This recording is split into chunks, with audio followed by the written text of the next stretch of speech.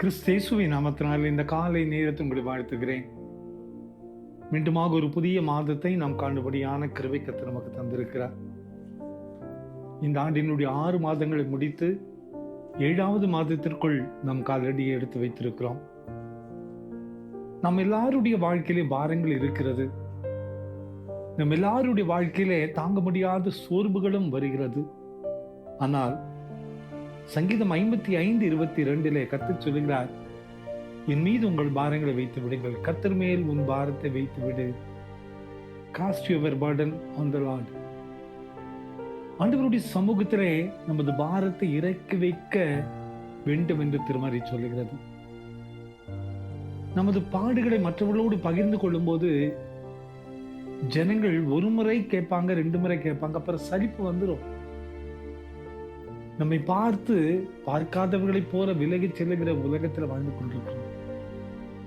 ஆனால் நாம் எப்படிப்பட்ட பாரங்களை சுமந்து கொண்டிருந்தாலும், நாம் எப்படிப்பட்ட துயர்களை தாண்டி வந்தாலும் கூட நம்மை விசாரிக்க, நம் பாரங்களை ஏற்றுக்கொள்ள ஒரே ஒரு ஆண்டவர் நம் ஆண்டவர் இருக்கிறார். அவர் தான் சொல்லுகிறார், உங்கள் பாரங்களை என் மீது வைத்து விடுங்கள். வருத்தப்பட்ட பாரம் சுமக்கிற மக்களை என்னிடத்தில் வாருங்கள் என்று அழைக்கிறார். தாவீது பக்தன் சொல்லுகிறார், கர்த்தர் மேல் உன் பாரத்தை வைத்து விடு. நம் பாரங்களை இறக்கி வைக்க ஒரு இடம் உண்டு.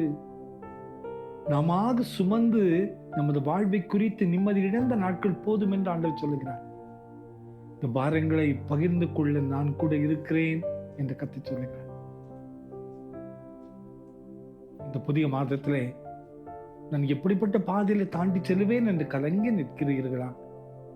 நிறைய பேர் கலங்கி நிற்கிறோம்ல, எப்படி தாண்டி போவேன், எப்படி என்னுடைய பிரச்சனைகளுக்கு பதில் கிடைக்கும் என்று சொல்லி சோர்ந்து இருக்கிறோம்ல.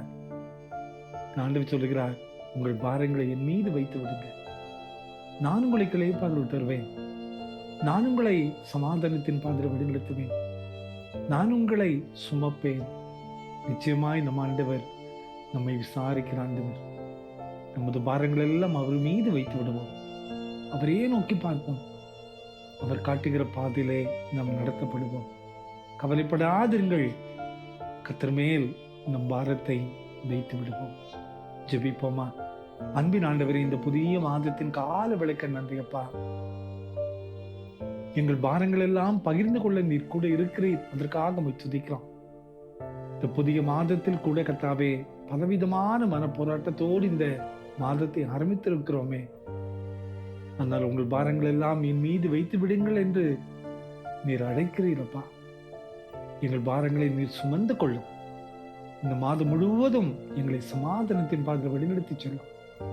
பலவீனங்கள், சோர்வுகள், பாரங்கள் எல்லாம் நீக்கி உங்களுடைய கிருபை இந்த மாதம் முழுவதும் எங்களை தாங்கட்டும். பிறந்த நாளையும் திருமண நாளையும் நினைவு கூறுகிற ஒவ்வொரு பிள்ளைகளையும் நினைவு கூறுங்கப்பா. நீங்க ஆசீர்வதிங்க. இயேசுவின் மூலம் ஜெபங்களும் எங்கள் நல்ல பிதாவே. ஆமென், ஆமென், ஆமென்.